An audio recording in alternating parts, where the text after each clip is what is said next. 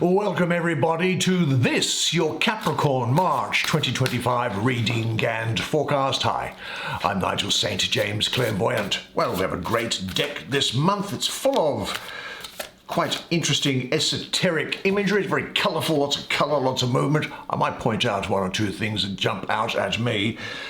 Not all the things that jump out at me, otherwise we'd be here together. You'll see things in there that you go, oh, I think it could mean this. And you may well be right, you see, because the interpretation that I have will be one which is leaping up to me, and you can refine it with those things that you see in there yourself. Now, of course, I provide, as a clairvoyant readings to people all over the world via FaceTime and Skype, and if you're curious or interested to see what's involved in that, it goes for about an hour and a half over FaceTime or Skype, and I charge for those. Lots of people take advantage of it, and I have to charge for it because I've got expenses like everybody else. But there's another thing that I do for free over FaceTime and Skype, wherever you may be in the world, and that is provide the gift of healing. And that takes about 45 minutes or so, sometimes a bit longer. Now, this is something that hundreds of people from this channel have taken advantage of. And I will say this, that if it is calling out to you, you're not alone. So don't feel shy. It could just be that you're at your wit's end, or that you are having problems with a relationship or work or business or some physical issue or something like that. Let me tell you that I've been doing it for over 4 decades, and there's nothing special about me. It's just that for some reason I was the one of them, probably one of many people around the world. I don't know anybody else who the gift comes through to provide from the beloved, to provide relief and compassion and healing. But I am to get nothing in return for it, because if I did, it wouldn't work, and I would do irreparable damage to my soul, which I do not want to do. So, as I say, I'm very happy to do it. I set time aside each day. Now, so contact me if it's something you're interested to pursue. There will be no follow-up emails or anything like that, so you're not going to get bombarded with emails or anything like that. I can't stand that. Now, let me say this, that there are no video advertisements in this, so you get to see the content direct without interruption. Let's show me the magic. 10 of Cups, Queen of Pentacles, 7 of Cups, 6 of Swords, 3 of Pentacles. Great. Why don't you come and sit down here next to me? You and I can have a good close look at these cards. I'll also bring the camera around so everybody else can see. And we'll have a look at the art on these cards together. I'll poke out 1 or 2 things that I find could be interesting. You'll see other things, as I say. And the cosmic energies will swirl, and I'll do the reading for you. Now, here we are, the cardinal sign of Earth. The highly talented and attractive Capricorn. I am absolutely captivated by this image. I think this has a lot to say, I think, to you. Looking first at it, look, this is the dove of peace, or of the spirit, you might say. Here's a triangle up here, if you see it. Now, that could refer to the Christian Trinity, or could refer to the Trinity in Hinduism of Brahma, Vishnu, and Shiva. Here is a square referring to manifestation. These 3 cups are, again, a trinity, and these 4 things have the elements associated with them. So, earth, fire, air, and water. Manifestation, again. What is going on? Well, the astrology is, and this dove is also an avatar for Venus. And here we have, in this watery environment, Venus ruling the third decan of Scorpio, the 13th to the 22nd of November. Now, number 7 here, mystically, I have associated with the planet of Venus as well. Venus is the most occult, mysterious, unknown, magical of the planets, and has an enormous amount to do with you this month, I think. So the 7, Venus in the number, and in the astrology, Venus coming into Scorpio. Now, Venus is the planet of love, amongst other things, of course, also money and relationships. Scorpio is about intensity and in-depth transformation, and also exploration of yourself, your inner self, transforming your inner self. But because of the double Venus here, Venus is coming into Scorpio without any brakes able to be applied, and so she's smashing into Scorpio unchecked. And it just so happens that Venus is in detriment in Scorpio, and so the normal sort of feelings that we might find on the surface with relationship, they can't be expressed properly, Venus. And it's possible, from a predictive point of view, that things are being channeled into negative addictions and intensity, which is, it has to be said, the darker side of Scorpio, and it can imply that you might be indulging in excess reactive behavior due to something that has affected you deeply and changed you in a way which has thrown up its own set of problematic issues, behaviors, and in particular ways about looking at yourself as much as looking about the world. In a way, you kind of feel that what a moment ago, which was a source of lust and enjoyment, it's kind of lost its attractiveness. Maybe you've tried to cover over old wounds, but this tactic hasn't really helped.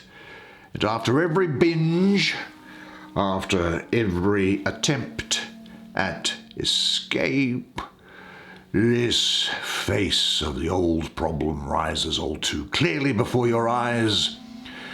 You kind of feel a little bit gloomy.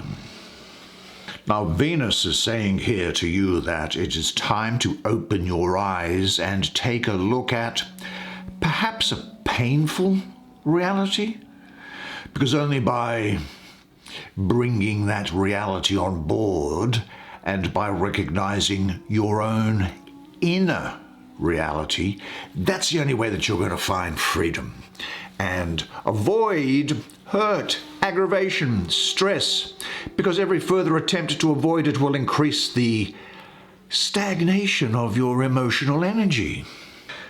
But before we get too despondent, there is enormous renewal. You sort things out. Tremendous love and success and abundance. It may well be here an issue of a codependent relationship or of a clinging sort of a relationship. This is, in a sense, a feeling where, you know, when there's a big party and you have too much to drink and the next morning you have to deal with it. Well, this is the feeling of you having to deal with it, except that the night before didn't occur. So in a relationship, I'd say here, it's suggesting that there should be some space in your togetherness so the wind can dance between you. Now, love one another, but don't make it a contract. Don't make it an obligation. Rather, let it be like a sea that moves the shores of your souls. And fill up each other's wine glass, but don't drink from the same wine glass. Give one another a good plate of food, but don't eat from the same plate. Give your heart, of course, but don't give it into the other's keeping. Always keep control of your own heart, because only the hand of life can contain your heart. And stand together, but not too near together. Do you understand? Because the great trees, the oak tree and the cypress tree, they don't grow in each other's shadow. I think trees have got a lot to say to you. I'm also looking at these trees here, and this bird is looking at and heading straight towards the trees. Now, the other thing which is definitely coming through here is that this is a confirmation that you do not have to be good. You do not have to walk on your knees for like 100 miles through the desert repenting and wearing a hair shirt. You only have to let that soft animal of your body love what it loves. And you can tell someone about your despair, and they'll tell you about theirs. But meanwhile, of course, the world is going to go on. And the sun will shine, and the rain will move along the landscape, over the mountains and the rivers. And meanwhile, the birds here, high in the clean blue air, they are heading home again for you. You are coming home, is what I'm getting. Whoever you are, no matter how you're feeling, the world is offering itself to your imagination, and it's calling you like the bird over and over, announcing your place in this wonderful total family of things. Well, what about these trees, and where is this home that you are returning to? How can I put this in a way that's going to make sense? It's all abstract and it's coming through in colours and things. Look, in the area that I grew up when I was a child, it was near surf and had lots of forest areas around it. So for me, trees have always been the most penetrating of teachers. And I revere them when they live in tribes and families, in forests and groves. And even more I revere them when they stand alone. They're like lonely people, not like hermits who've run away out of some weakness, but alone like great solitary men like Julius Caesar or Napoleon Bonaparte. And in trees, up in their highest branches, the world rustles by, and in their roots, well, they rest in infinity, but they don't lose themselves there. They struggle with all the force of their lives for one thing only, to fulfill themselves according to their own laws, to build up their own form, to represent themselves. Now, when a tree is cut down and reveals its naked death wound to the sun, then you can read its whole history in the glowing and inscribed disc of its trunk, in the rings of its years. You will have seen them. You can see its scars, all the struggles, all the suffering, all the sickness, all the happiness, and the prosperity. They stand truly written, the narrow years and the luxurious years, the attacks withstood, the storms endured. And a tree says to you, look, a seed is hidden in me, a spark, a thought. I am life from eternal life, the attempt and the risk that the eternal mother took with me is unique.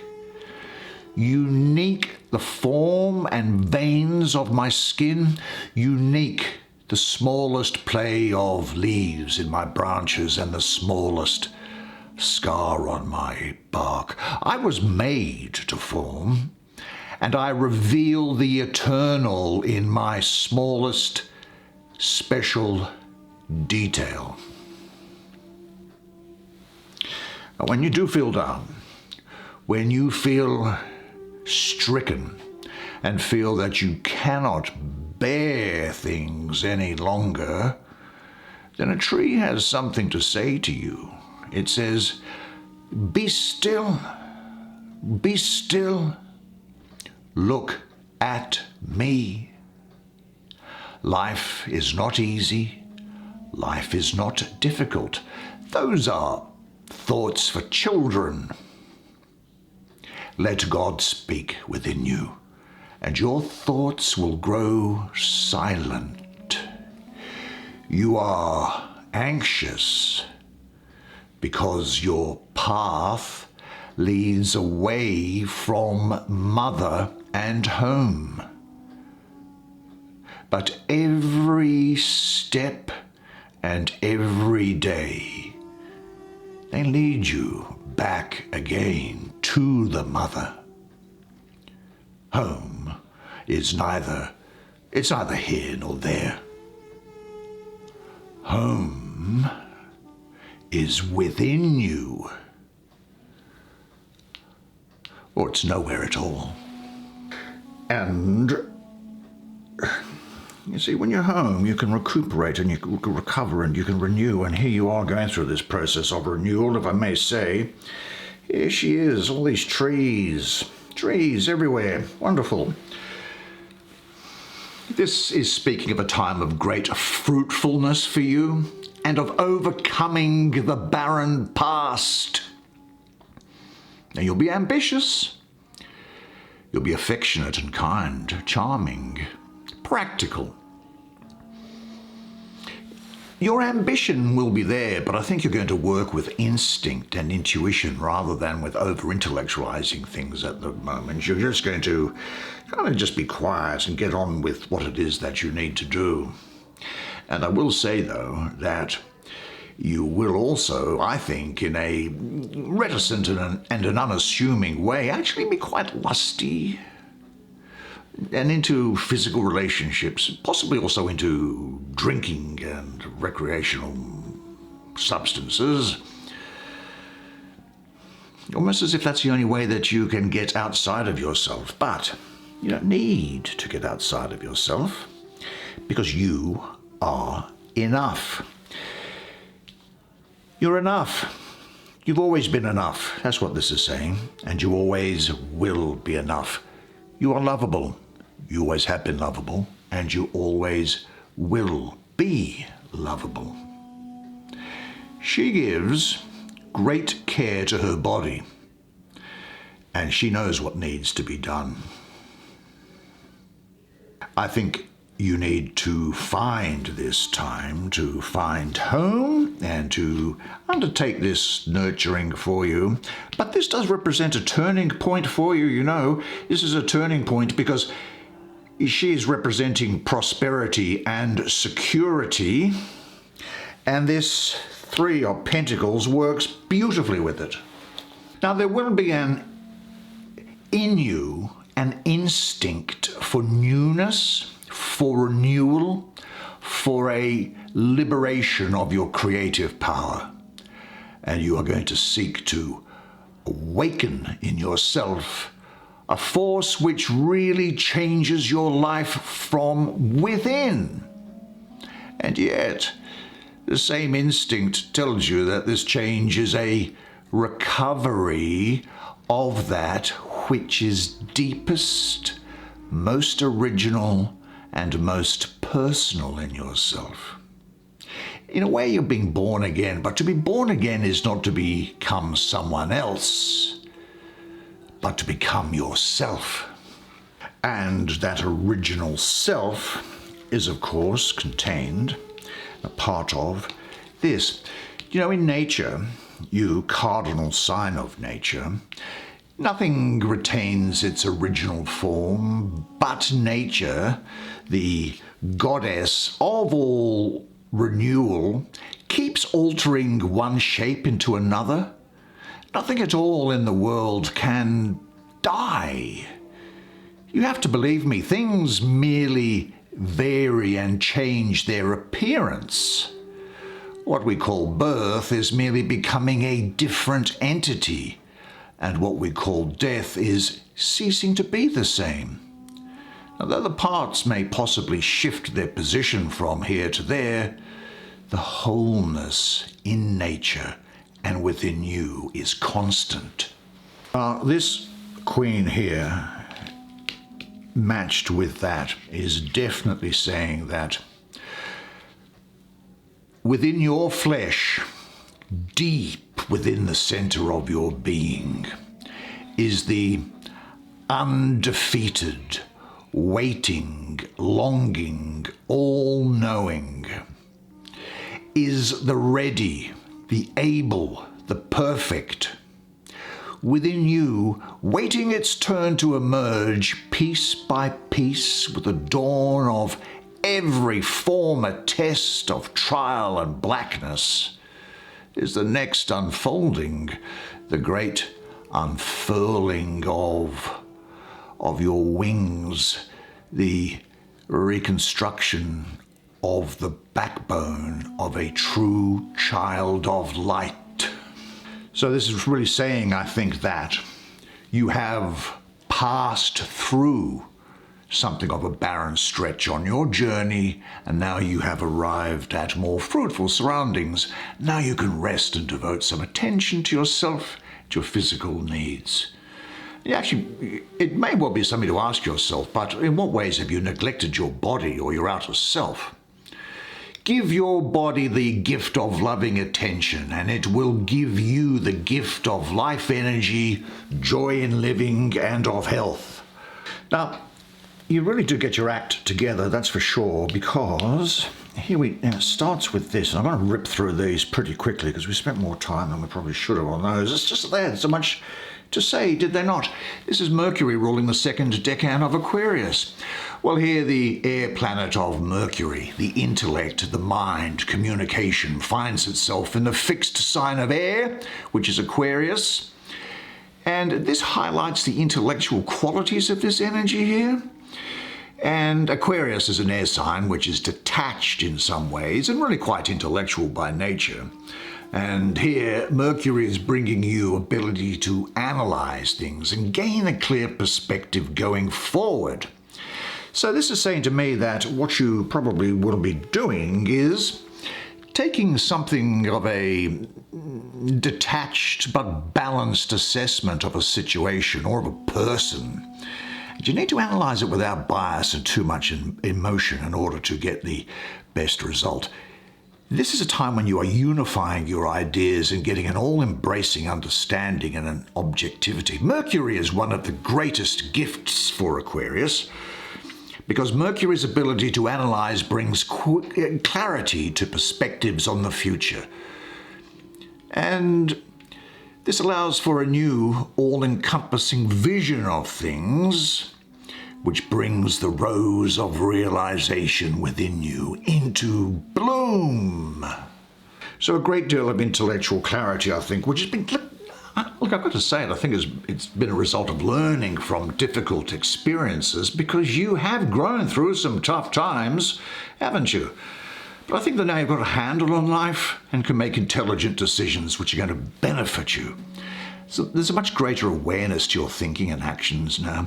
This can also suggest that there's a situation that you haven't been able to come to grips with until now. It's getting better. You're thinking out a better approach in dealing with the situation. You possess now the ability to understand things on different levels and from different viewpoints. But ask yourself this, where are the ruts in your life? But this is talking of great success here and love to come. And the rose of recognition is blossoming in your heart. Now, this energy, which is on this same horizontal line, is particularly good for you. Well, astrology is really good for you because it's Mars in Capricorn. And Mars, of course, is a great friend of yours because Mars is exalted in Capricorn, so it's really, really constructive. Spiritually, Mars is the protector of the universe. And here again we have these things like could be three gunas, or the Trinity. Again, here's the sun coming through here, this turtle shell about Earth. And then here a little nest with three eggs in it. Spirit, mind, body, which this woman is taking care to look after, and the rainbow is suggesting the integration, the intermingling of spirit and manifestation. Well, Mars in the second decan of Capricorn, which is the 3rd to the 12th of January. Now, look, you know that Mars has a lot of energy and assertion and vitality, and I don't need to tell you that you're interested in making things tangible. So Mars's presence here is very constructive, and your plans are going to benefit from the energy and activity of Mars. So this signifies that investing time and effort in work, however broadly you might want to define that, is actually going to turn out favorably. There's a lot of work satisfaction. You'll be doing a good job. There's continued progression, productivity, maybe some new responsibilities coming on here as well. This is requiring the full energy of you to tackle a situation which you feel obliged to deal with. But you are willing, I think, to undertake even difficult tasks, and this sense of obligation is coming from within you. Your whole being is needed. Spirit, mind, body. And the full engagement of your energy is necessary.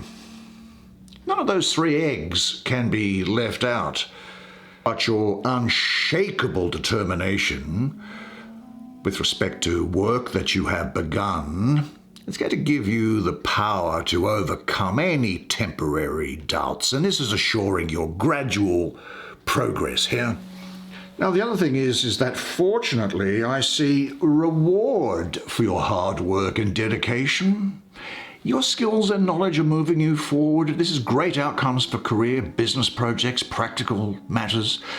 Life generally is in balance, and you are going to reap the reward of a balanced life.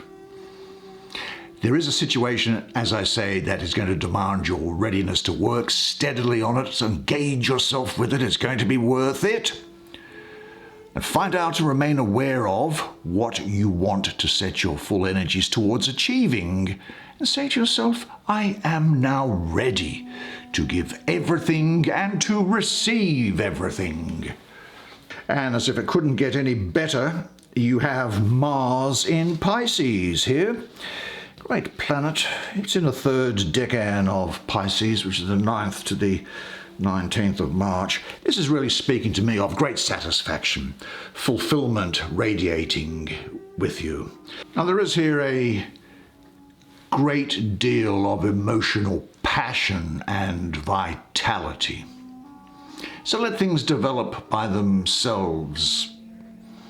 There's a fullness. This is a very happy family, as you can see here. A very happy emotional fulfillment for you now. Sometimes, though, you kind of, you sometimes get to the feeling where you go, yeah, I know, I feel full, but what else is there? Well, in relationship settings, it's almost as if emotion is like water coming out of a faucet or a tap, and then you have the jug underneath it, and then the emotions get to the point where they start to fill the jug and then spill over the sides. It's almost as if you're at that point, is what I'm getting.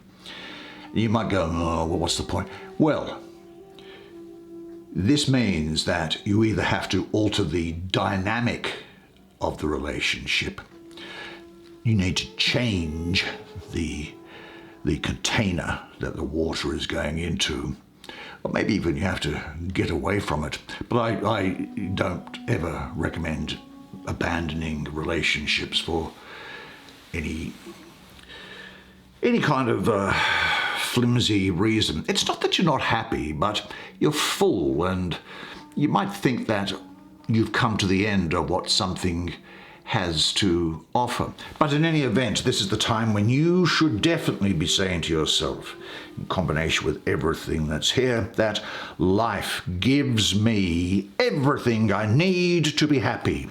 What a wonderful set of cards for you.